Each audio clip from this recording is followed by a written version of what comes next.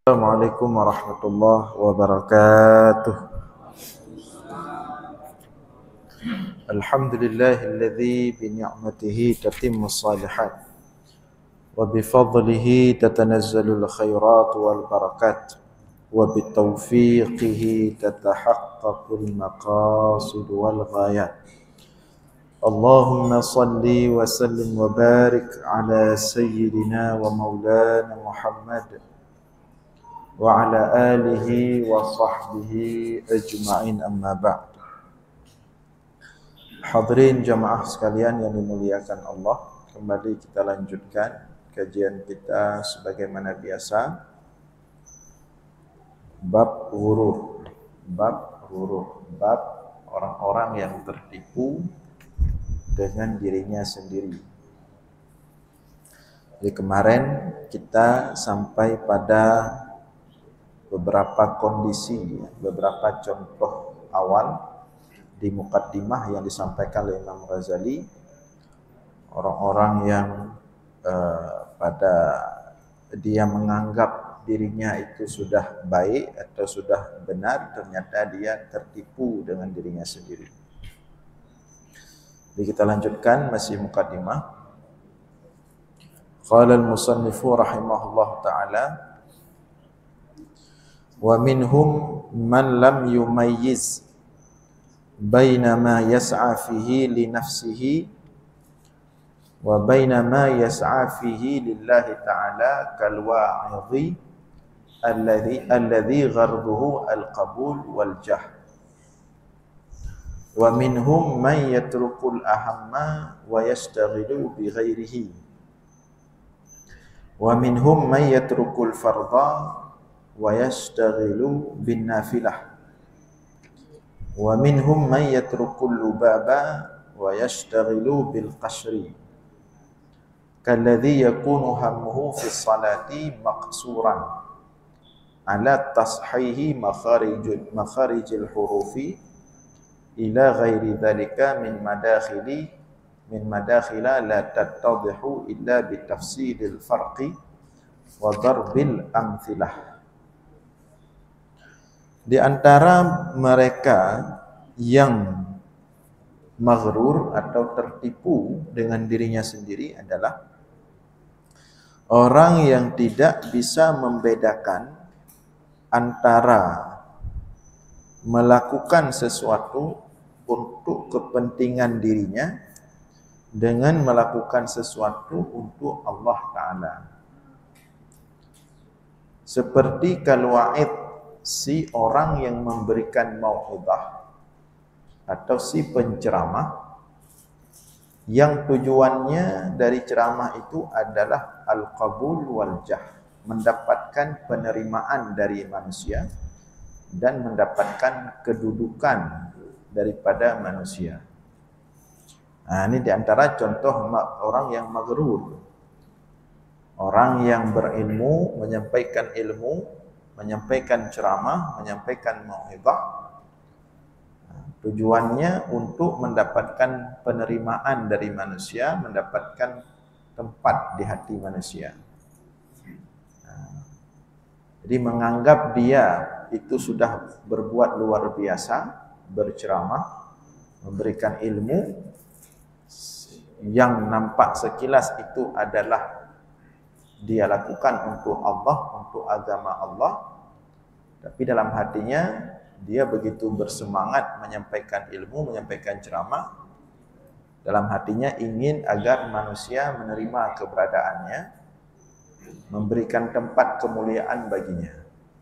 Nah, ini contoh penceramah atau orang berilmu yang tertipu.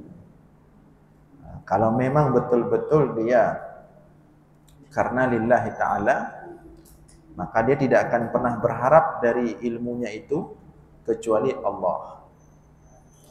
Dia tidak akan pernah berfikir untuk diterima oleh manusia. Dia tidak pernah berfikir untuk mendapatkan tempat di hati manusia. Karena tujuan ilmunya bukan dirinya, tapi tujuan ilmunya adalah Allah. Maka orang-orang yang betul-betul, orang berilmu yang betul-betul benar atau pintar, bukan yang tertipu, bukan yang jahil, adalah orang yang dengan ilmunya dia membawa manusia kepada Allah, bukan membawa manusia kepada dirinya sendiri.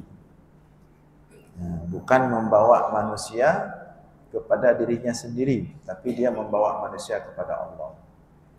Jadi semakin manusia mendengarnya, bukan dia yang dibesarkan, tetapi Allah. Tapi kalau semakin banyak yang mendengarnya atau pengikutnya, makin membesarkan dia, bukan Allah, berarti dia membawa manusia bukan kepada Allah dengan ilmunya, tetapi kepada dirinya sendiri. Ini halus sekali ini. Tapi ini mungkin kita tidak dapat poin ini. Ini khusus mereka-mereka yang berilmu.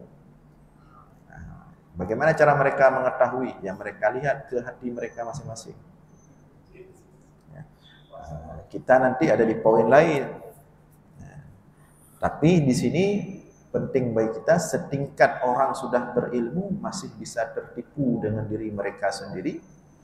Apalagi kita-kita yang belum berilmu, mungkin akan lebih banyak peluang tertipu dengan hal lain nanti. Ya. Nah, itu di antara contoh maghrur. Makanya nanti di pembahasan contoh maghrur ini orang tertipu, yang pertama orang berilmu dulu dibahas, ulama dulu. Nah, baru kemudian orang-orang berikutnya, kelompok-kelompok tertipu, mungkin kita juga banyak masuk nanti di bagian-bagian yang lain. Tapi nanti jangan marah-marah ketika kita masuk dalam satu kelompok nanti. Begitu masuk kita dalam satu kelompok, marah kita. Nah, jangan. Maksudnya dengan kita ketahui ilmu ini ternyata, oh saya selama ini juga ikut bagian daripada yang tertipu misalnya. Kita rubah. Agar ibadah kita itu semakin bertambah umur, semakin asli ibadah kita. Semakin murni, semakin bersih. Untuk Allah, ya. Jangan hanya semata-mata untuk kepentingan kita saja. Nanti kita lihat. Nah, jadi itu diantara contoh, ya, diantara bentuk orang yang maghrur. Kemudian wa minhum may yatrukul ahamma wa yastaghilu bi ghairihi. Di antara mereka yang maghrur itu, ya, adalah orang yang meninggalkan perkara yang lebih penting dan menyibukkan diri perkara yang di bawah yang lebih penting itu.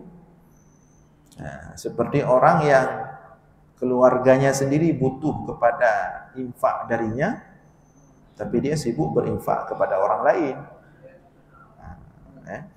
Ada orang keluarganya lebih butuh infak dari dia. Orang tuanya lebih butuh banyak bantuan dari dia. Istrinya, anak-anaknya, kakaknya, adiknya di kampung, kerabatnya lebih butuh perhatian dari dia. Nah, tetapi ternyata dia lebih sibuk sosialnya dengan orang lain. Nah, ini juga orang tertipu. Ya. Ada orang sibuk buat program sosial. Nah, bantu orang miskin sana, bantu orang miskin sini, bantu orang susah sana, bantu orang susah sini. Dia lupa di kampung dia punya kakak, punya adik, rumahnya hampir roboh. Artinya rumah kalau rubah. Dia lupa dia di kampung punya kakak, punya adik, punya abang yang anaknya itu tidak ada uang beli baju sekolah. Nah, di sini aktif dia. Di sini aktif, pokoknya apalagi kalau musim kampanye itu di mana-mana lorong ada foto dia. Nah, ini di antara orang yang maghrur, padahal menafkahi, memastikan keluarga kita, apalagi yang wajib kita tanggung, ya, itu terpenuhi nafkahnya, itu lebih utama daripada kita kadang-kadang sibuk mengurus yang lain. Seandainya setiap kita itu semua memastikan keluarga kita dulu. Yang inti-inti, kemudian yang kerabat-kerabat, pokoknya yang dekat dengan kita, semua kita usahakan sejahtera, semua kita hadapi. Maka semua akan sejahtera. Tidak ada orang yang tidak sejahtera. Setiap kita yang Allah berikan sedikit kemudahan, kita lihat, perhatikan keluarga kita. Nggak ada orang yang cari-cari sedekah. Nggak ada orang yang... Nah, itu di antara contoh orang yang maghrur tadi. Meninggalkan perkara yang lebih penting, menyibukkan diri dengan perkara yang bukan penting. Nah, termasuk wa minhum, di antaranya man yatrukul fardha wa yastaghilu bin nafilah. Di antara mereka juga contoh yang maghrur, orang yang meninggalkan yang wajib dan menyibukkan diri dengan yang sunat. Nah, yang wajib dengan mudah dia tinggalkan, tapi perkara sunat begitu semangat dia. Nah, ini juga banyak ini yang maghrur ini. Begitu salat wajib ya, dia tinggalkan dengan mudah, tapi salat sunat semangat sekali. Salat subuh lewat. Tapi begitu salat nisfu Sya'ban, sunat nisfu Sya'ban, yang dosa dihapuskan semua. Setahun yang lalu, setahun depan, penuh masjid, tak muat masjid. Dah selesai dihapuskan dosa semua, dia pulang. Tahun depan tunggu nisfu Sya'ban lagi, baru dia pergi ke masjid lagi, kumpulkan dosa dulu. Salat wajib tidak ada orang, salat wajib sepi. Nah, termasuk tarawih juga demikian. Cuman kita nggak menyampaikan ini di bulan Ramadan. Tapi ketika kita tidak menyampaikan bukan berarti kita tidak tahu. Cuman ya orang lagi semangat lah. Sebenarnya nggak boleh juga seperti itu dalam bersyariat.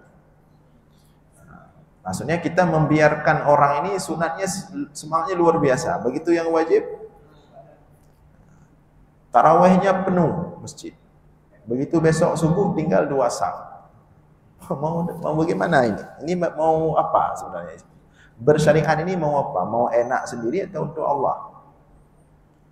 Nah, itu di antara contoh, dan hari ini memang seperti itu rata-rata. Perkara sunat luar biasa semangatnya. Termasuk misalnya, walaupun bagus, kita tidak bilang itu tidak bagus. Tapi satu sisi kita kadang-kadang berfikir begini, alah, bah kepubu walaupun hana letak ibadat, nah baju. Kan kita berfikir seperti itu kadang-kadang. Tapi ternyata cara kita berfikir itu tidak merusak dalam waktu yang sekarang, tapi merusak dalam jangka panjang. Ya. Mungkin kalau kita mengatakan, misalnya dengan tegas kita katakan, untuk apa Anda berzikir banyak-banyak? Tapi Anda 5 waktu sholat wajib Anda tidak pernah nampak ke masjid. Kan agak keras itu. Dan orang akan ngomong, maunya jangan seperti itu Anda ngomong. Alhamdulillah sudah mau dia berzikir sedikit daripada enggak sama sekali. Kan ada orang seperti itu. Akhirnya kita mengikuti pola pikir seperti itu. Apa yang terjadi di kemudian hari, pola pikir itu terus dipegang oleh masyarakat awam. Jalan 10 tahun, lahir generasi lain memegang pola pikir seperti itu. Maka lahirlah generasi makin akhir zaman, mereka yang penting ada zikir dikit, sembahyang apa ahli. Ada selawat dikit, ya, walaupun enggak puasa Ramadan enggak apa-apa. Ada baca-baca wirid-wirid dikit, jadi walaupun buat dosa-dosa zina sesekali tidak apa-apa lagi. Ya, itu akan terpola seperti itu. Nah, kenapa bisa terpola seperti itu? Karena ini tidak disampaikan. Dalam bersyariat tidak seperti itu. Dalam bersyariat itu mesti yang wajib dulu. Nah, kenapa Rasulullah sampai mengatakan, ya, ada orang bertanya ke Rasulullah, wahai Rasulullah, sampaikan kepada saya secara singkat, jangan panjang-panjang. Perkara-perkara yang kalau saya lakukan cukup untuk saya masuk surga. Apa yang Rasulullah sampaikan? Salat 5 waktu, puasa Ramadan, menunaikan zakat, haji, titik, selesai. Nah, sampai kemudian ada Abu Dzar ngomong, wahai Rasulullah, nanti kalau dia buat dosa bagaimana? Tidak masuk surga juga. Rasulullah mengatakan, yang penting yang perkara wajib itu jaga. Ditanya lagi oleh Abu Dzar, yang betul wahai Rasulullah? Iya, yang wajib itu. Ditanya lagi sama Abu Zar, diulang lagi, yang betul wahai Rasulullah. Celaka kamu Abu Zar. Maksudnya Rasulullah ingin menyampaikan di sini, hai umatku, yang wajib dulu kalian jaga. Nah, ini yang wajib entah bagaimana kacau balau, justru rame-rame suka pada perkara yang sunat-sunat. Nah, ini maghrur ini. Nanti ke depan akan apa kalau begini terus akan umat Nabi Muhammad akan menjadi umat yang hanya memikirkan yang kecil-kecil tapi yang besar-besar ditinggalkan. Seperti sekarang kan seperti itu sebenarnya. Maka kualitas umat kita pun ya seperti itu nanti. Nah, seperti orang sekarang juga yang termasuk yang wajib misalnya. Kita yang punya tugas ya, yang punya tugas seperti ASN misalnya. Nah, ASN, apa arti kepanjangan ASN? PNS, abdi negara lah. Ya. Kita sudah diangkat, sudah di SK-kan, sudah jelas kontraknya, itu wajib. Fokus di situ. Tugasnya udah jelas, di tempat masing-masing, udah jelas tugasnya. Ini sekarang dibalik, yang pokok itu dianggap kecil, cari kerjaan lain di samping itu. Belum jam 10, masuk jam 8 cuman tekan pinjer aja kemudian berangkat. Minta bulain sebab hanapeng. Kantu hanapeng, gaji pokok ni kirapeng. Nyo minta bulain lebih nyo hanapeng hanggai kantu. Ini napeng dia mah SK Pak kata bedu 6 leboh bank boh bank kah. Ini kondisi umat hari ini. Kita enggak fokus pada yang menjadi kewajiban kita, kita enggak fokus. Kita justru cari yang di luar itu. Ini kondisi kita hari ini. Dan itu terbawa kehidupan kita. Dalam ibadah seperti itu, dalam kehidupan lain pun seperti itu. Dalam bernegara seperti itu, dalam bertugas negara seperti itu. Seandainya semua kita fokus dulu yang wajib-wajib, maka luar biasa hasil yang sudah kita dapatkan. Nah, tapi ya seperti itu tadi, yang wajib-wajib memang kadang-kadang hasilnya tidak instan. Jadi perlu yang instan-instan. Nah, yang wajib harus tunggu dulu bulanan nanti baru dapat. Nah, ini ada kerjaan ini, harian ini. Nah, cari yang harian dulu, yang wajib dia tinggalkan. Yang langsung dapat. Nah, itu di antara contoh ya. Jadi meninggalkan yang wajib, menyibukkan diri dengan yang sunat. Ini di antara contoh maghrur. Wa minhum may yatrukul lubab wa yastaghilu bil qashr. Dan di antara mereka yang maghrur itu ada yang meninggalkan substansi tapi sibuk dengan perkara-perkara yang bukan substansi. Dalam bersyariat kita kan seperti itu hari ini. Yang inti daripada syariat tidak ada yang ngomong. Ya, tidak ada yang apa. Justru perkara-perkara syariat yang bukan substansi syariat hari ini. Maka kenapa hari ini syariat ini menjadi kendaraan politik? Kenapa? Ya karena itu tadi. Selama syariat itu tidak berbicara tentang substansi, hanya berbicara tentang tampilan-tampilannya saja, maka selama itu pula jangan harapkan syariat akan tegak. Jadi syariat hanya akan jadi kendaraan politikus. Siapa mau naik jadi wali kota besok, bupati atau gubernur, tinggal ke masjid aja, acting barang-barang 3 bulan 5 waktu tetap di masjid. Sudah, masyarakat luar biasa bersyariat, pilih dia. Selesai politik dia nggak ke masjid lagi. Selesai ya. Jadi kenapa bisa seperti itu? Ya karena kita cuma melihat kepada kulit. Jadi kita tertipu setiap hari. Kita akan tertipu. Kalau pemimpin itu betul-betul syariat, lihat apakah dia berbicara syariat itu tentang substansi atau kulitnya. Kalau dia berbicara tentang substansi, maka dia akan berbicara bagaimana menciptakan birokrasi yang bersih daripada praktek-praktek haram. Ada nggak yang ngomong seperti itu? Tidak berani ngomong, akan kena dia sendiri. Bagaimana dia nggak kena? Dari dia kampanye udah bayar dulu. Setelah dia menjabat kan dia harus tarik balik itu. Maka dia sudah memprediksikan dia akan melakukan praktek itu. Karena mungkin dia ngomong, ini kalau saya terpilih, semua birokrasi kita akan saya pastikan bersyariah. Tidak ada sogok menyogok, tidak ada fee, tidak ada bagi persen. Saya kawal, saya awasi. Berani nggak dia ngomong seperti itu? Tidak berani. Kalaupun dia berani, langsung tim sesnya mundurkan diri. Nyoh anak pada kerja, nyoh anak proyek. Nyoh kerja gotong royong. Tapi itulah substansi syariat. Menciptakan pemerintahan yang bersih. Dia dulu bersihkan diri, baru atur masyarakat. Nah, ini ketika syariat yang korban selalu orang bawah.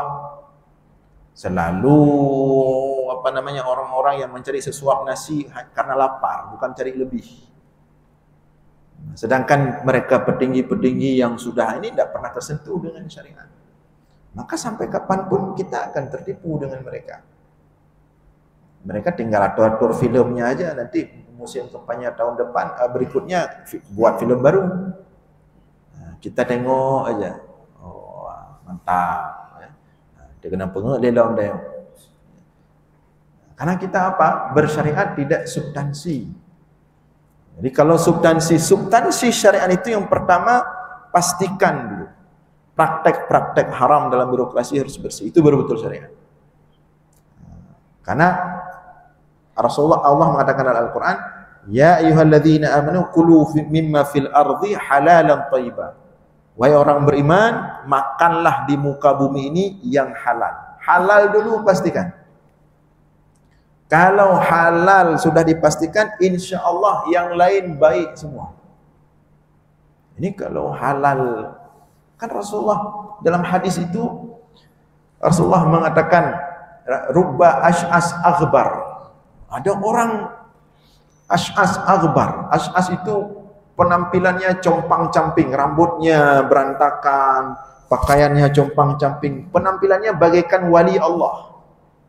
Sangat zuhud sekali, seolah-olah langsung masuk surga dia. Kemudian datang dia ke masjid.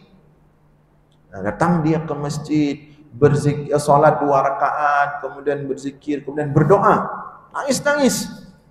Rasulullah lihat dari luar masjid. Apa kata Rasulullah kepada para sahabat?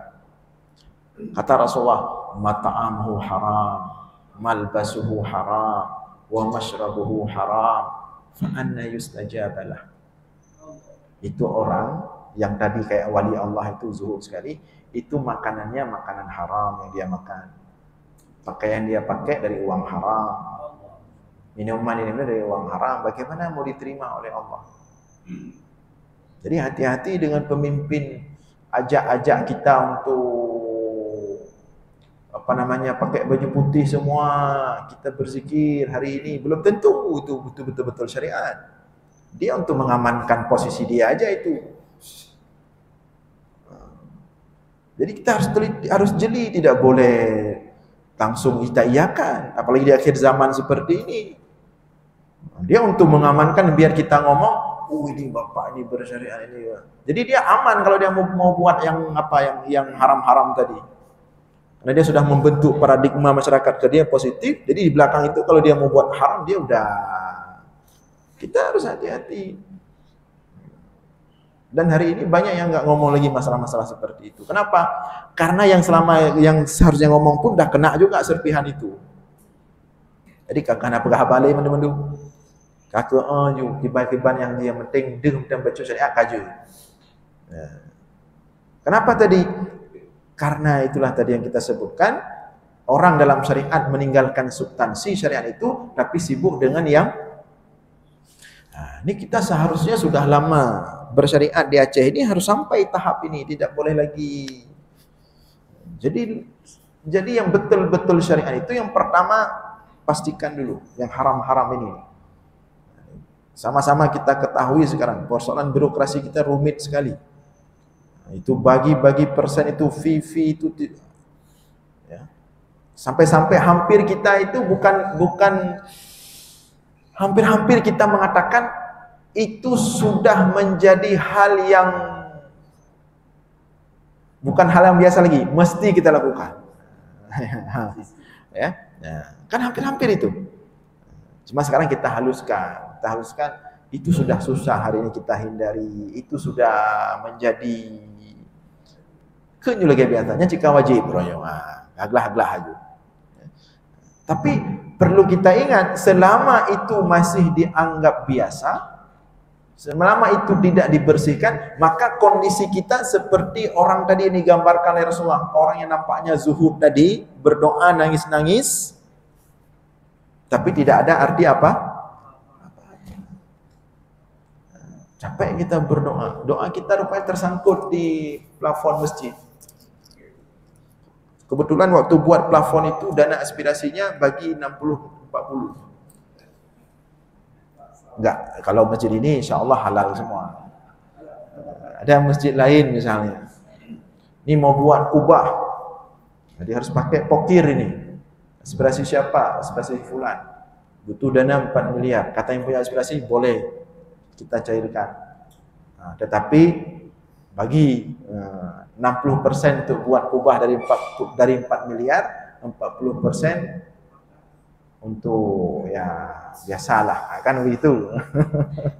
Nah, tapi imam sih harus teken, kalau nggak teken tetap 100% 4 miliar. Yang cair 60% buat kubah. Tanpa kita sadari, di situ tersangkut doa kita semua. Nggak naik ke langit doa kita. Kita nangis, berzikir di sini, baca Yasin. Setiap Jumat khatib kubah-kubah hibabah. Yang dengar khutbah pun khusyuk sekali. Nangis-nangis. Tersangkut di kubah semua, tidak sampai ke Allah. Nah, sama seperti Rasulullah mengatakan kepada tadi orang yang seperti zuhud tadi. Maka itu substansi syariat dulu hari ini. Kalau peredaran uang haram itu bisa dibersihkan, korupsi bisa dituntaskan, yang lain akan baik sendiri. Karena di situ sumbernya. Karena uang haram itu dia seperti air di gunung, dari gunung. Air di gunung keruh. Saat musim hujan dia keruh. Maka air di gunung itu kan mengalir ke bawah. Begitu air keruh di gunung turun, maka semua sungai-sungai di bawahnya yang sebelumnya jernih semuanya akan keruh. Begitulah uang haram itu.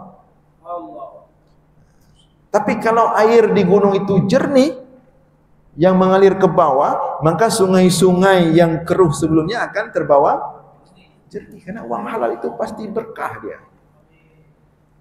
Kalau uang makan, kalau orang dalam tubuhnya hanya ada yang halal, di depannya ada maksiat, tidak mau dia lakukan. Tubuhnya menolak itu, halal semua ini, berkah. Tapi kalau dalam tubuh itu uang haram, di ujung dunia maksiat akan dia cari. Karena tubuhnya itu panas, cari maksiat. Makanya orang sekali kalau sudah dapat yang haram, dia pasti akan cari lagi. Nah, makanya hari ini gaji pokok nggak dianggap lagi karena sudah enak di situ. Sudah enak yang panas-panas itu. Nah, padahal dia tahu yang panas itu biasanya mudah didapatkan, mudah habis, mudah merusak tubuh, merusak lain-lain sebagainya. Cuman ya seperti itulah. Ya. Nah, jadi wa minhum may yatrukul lubab wa yastaghilu bil qasri. Jadi di antara orang yang magrur itu meninggalkan perkara-perkara substansi dalam agama, tapi menyibukkan diri dengan perkara-perkara kecil dalam agama yang intinya ditinggalkan tadi. Nah, ya. Kemudian itu contoh tadi ya. Kalladzi yakunu hammuhu fi shalah, di sini disebutkan contohnya. Kalladzi yakunu hammuhu fi shalah maksuran ala tashihil makharijil huruf ila ghairi dzalika min madakhila la tattadhihu illa bitafsilil farqi wa darbil amthilah. Nah, termasuk contoh di sini juga disebutkan oleh Imam Ghazali seperti orang yang sholat. Orang yang sholat hanya memperhatikan detail-detail makhraj dan sifat huruf misalnya. Hal-hal yang terlalu dalam, ya. Tapi makhraj dan sifat huruf itu penting, ya. Secara umum penting untuk kita pas bacaan Fatihah misalnya. Karena kalau tidak pas bacaan rusak makna, rusak juga sholat. Tetapi ada orang-orang yang sibuk memperhatikan terlalu detail sekali masalah itu, tapi masalah rukun-rukun sholat dia luput. Masalah hal-hal yang membatalkan sholat dia luput. Jadi hanya sibuk memperhatikan tarik-tarik itu, tapi yang inti sholat, khusyuk sholat tidak ada. Itulah kondisi kita hari ini. Padahal khusyuk, padahal rukun sholat yang pertama dulu. Makanya banyak kita temukan hari ini kadang-kadang imam ya bagus-bagus suaranya, tapi begitu terjadi masalah dalam sholat bingung, dia nggak ada tahu cara solusinya bagaimana. Nah, seperti imam-imam di tempat lain, imam-imam tempat kita udah mantap di sini, udah ada pelatihan kemarin tentang rukun-rukun sholat, ya ada pelatihan kemarin. Kalau ada masalah-masalah dalam sholat bagaimana cara menghadapinya. Tapi di tempat lain ada itu pertanyaan-pertanyaan. Ada imam dah naik-naik turun dia. Ini udah bingung dia naik-naik turun. Dari rakaat kedua seharusnya dia duduk antara dua sujud, dan seharusnya dia duduk tahiyat awal, bangun dia ke atas. Sampai ke atas makmum subhanallah duduk lagi dia. Begitu dia duduk lagi teringat dia, kayaknya tidak boleh duduk lagi, bangun lagi dia. Ya. Sebagian makmum tetap ikut dia, sebagian yang lain kebingungan, ya kiban caranya. Sebagian lain langsung mufarakah, kacau masjid pada hari itu dengan kejadian seperti itu. Nah, ini contoh ketika kadang-kadang sibuk hanya dengan persoalan suara bacaan, tetapi yang substansi daripada salat, rukun-rukun salat, syarat-syarat sah salat itu belum lagi berbicara tentang khusyuk dalam salat. Seperti yang sering kita sampaikan itu. Seharusnya ketika imam baca itu kita khusyuk mendengar bacaannya, isi bacaan. Bukan suara bacaan. Makanya kalau ada orang nangis dalam solat, musuh-musuh nangis. Selesai solat kita tanya, kenapa Anda nangis tadi? Khusyuk sekali sepertinya. Apa tadi arti yang dibacakan oleh imam ayat-ayat tadi? Tidak tahu saya. Jadi kenapa juga nangis? Suaranya bagus sekali. Ya. Seharusnya kita nangis karena tahu apa yang dibaca oleh itu, baru betul-betul bersyariat. Makanya kita lebih suka cari yang mengalun-alun bacaannya, bukan yang bacaannya itu yang bacaan yang meresapi jiwa. Katanya lebih galak tetamita susu yang agak-agak mutarik becut, hanya becut. Begitu ada yang kurang mengayu-ayun su, tapi padahal bacaan dia fasih. Bacaan dia fasih. Dia tahu ketika baca ayat itu apa artinya sehingga mempengaruhi cara dia baca. Padahal itu yang seharusnya membantu kita khusyuk. Cuma karena kita tidak tahu ya langsung kita sampaikan ke Imam Cik. Itu ganti aja itu yang kemarin itu. Enggak bagus suaranya. Yang kemarin lagi yang bagus. Yang kemarin lagi dia enggak hafal kali, cuman kebetulan suaranya bagus misalnya. Nah, itu di antara contoh yang disampaikan oleh Imam Ghazali di sini. Jadi kalau kita baca ini bab maghrur ini kena kita semua. Justru kita nanti akan bertanya-tanya nanti selesai pengajian ini, bab ini kan panjang nih, kita bermulai ini. Kita akan bertanya-tanya di rumah, selama ini saya sudah benar-benar bersyariat atau masih pura-pura? sudah 50-60 tahun saya menjalankan agama ini, syariat ini, apakah sudah betul-betul yang diinginkan oleh Allah atau masih hanya sekedar tampilan saja. Nah, maka inilah letak penting masalah ghurur ini, masalah orang-orang yang maghrur ini, sehingga kita bisa mendeteksi di mana posisi kita. Maka kemudian Imam Ghazali menyebutkan beberapa ayat Al-Quran, di antaranya tentang kondisi orang-orang yang maghrur ini. Qauluhu ta'ala, fala taghurrannakumul hayatud dunya wa la yaghurrannakum billahil gharur. Janganlah kalian dibuat tertipu oleh kehidupan dunia, dan janganlah apapun dapat menipu kalian daripada Allah. Ini orang-orang yang tertipu dengan dunia, nanti ada babnya. Ada yang tertipu dengan dirinya sendiri, ada yang tertipu dengan dunia, kehidupan dunia yang fana ini. Kemudian Allah juga berfirman, wa qauluhu ta'ala, walakinnakum fatantum anfusakum wa tarabbastum wartabtum wa gharratkumul amani. Allah katakan untuk orang-orang yang tidak beriman nanti di hari akhirat, ketika mereka ditanya, tidakkah kalian beriman kepada Allah? Mereka menjawab di hari akhirat, ya kami beriman. Di akhirat baru jawab seperti itu. Tapi ketika di dunia, walakinnakum fatantum anfusakum, tetapi ketika di dunia kalian fatantum anfusakum, merusak diri kalian sendiri, wa tarabbastum, kalian tidak berbuat apa-apa. Tidak mengatakan beriman, tidak dalam agama Allah. Wartabtum, bahkan kalian sibuk dengan keraguan-raguan. Orang seperti orang hari ini ragu dengan adanya Tuhan, memilih ateis. Besok begitu nampak hakikat semuanya baru terkejut. Wa gharratkumul amani, dulu kalian tertipu oleh angan-angan kalian. Nah, ini di antara ayat yang mencela atau memberikan contoh kondisi orang-orang yang tertipu, yang maghrur.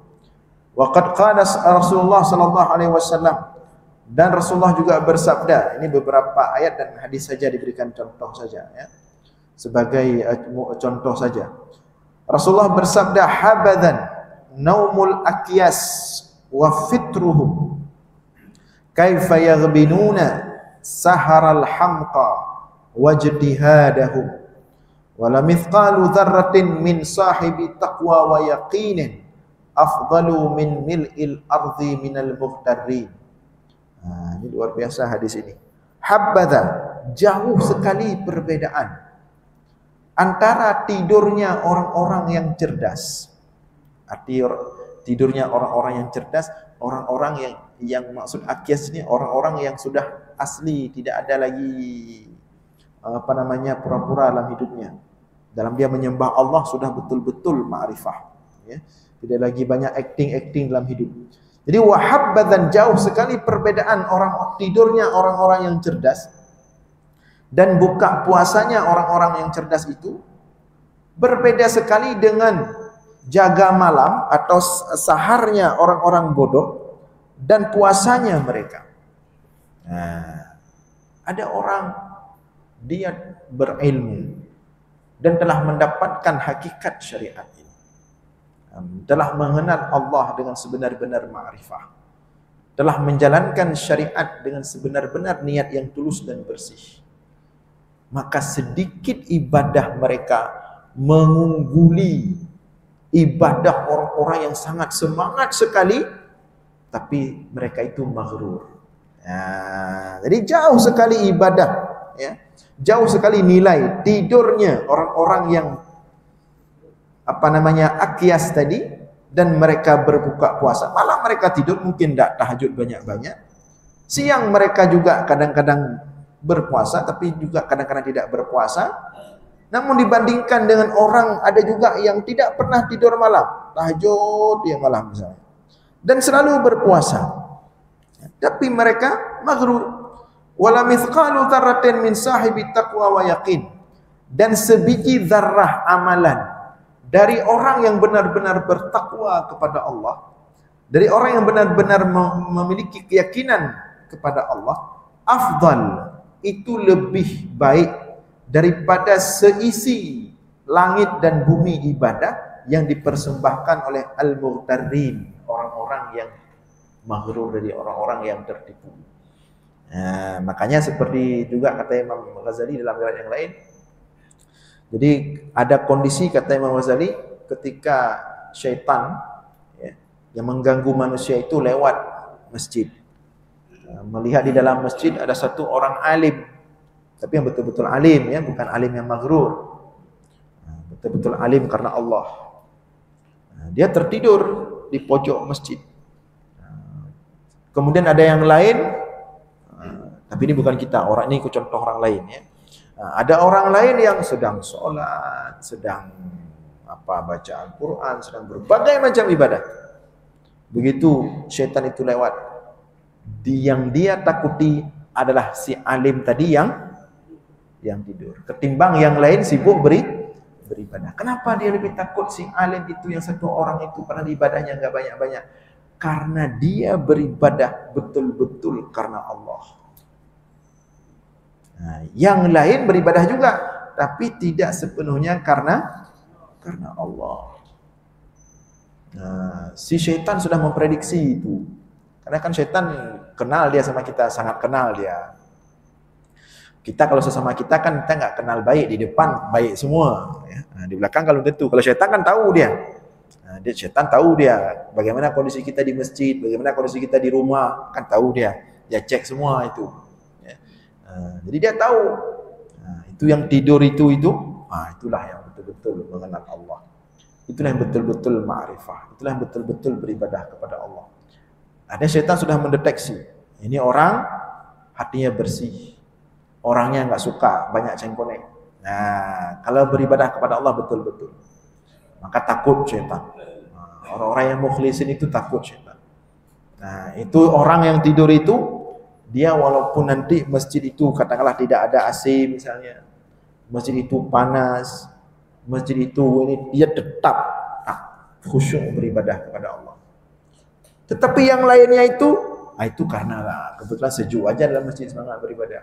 Tapi coba tes mati lampu sekali, langsung ribut cari masjid lain. Misalnya ya, itu contoh. Artinya ibadah orang-orang yang maghrur itu, ibadahnya tidak lagi dipengaruhi oleh selain Allah. Dalam kondisi apapun, hatinya, jiwanya, mulutnya hanya ada Allah. Ini yang betul-betul maghrur. Yang betul-betul apa tadi? Yang selamat daripada maghrur. Selain itu maghrur. Ya. Maka dari sini kita sudah bisa coba-coba lihat ke hati masing-masing. Termasuk orang yang sedang baca menjelaskan kitab ini kan baca saja dulu, tapi bukan berarti sudah betul-betul seperti dalam kitab ini. Kita semua sama-sama belajar. Dengan kita baca seperti ini kita teringat. Walaupun nanti kita pulang nanti lupa lagi itu. Nanti malah satu depan ingat lagi. Pokoknya yang penting ada usaha selalu. Kita ini hamba-hamba Allah yang lemah. Yang penting usaha jangan kurang. Mudah-mudahan dengan kita usaha istiqomah sedikit demi sedikit, kadang-kadang lupa, teringat lagi, tapi tidak pernah berhenti.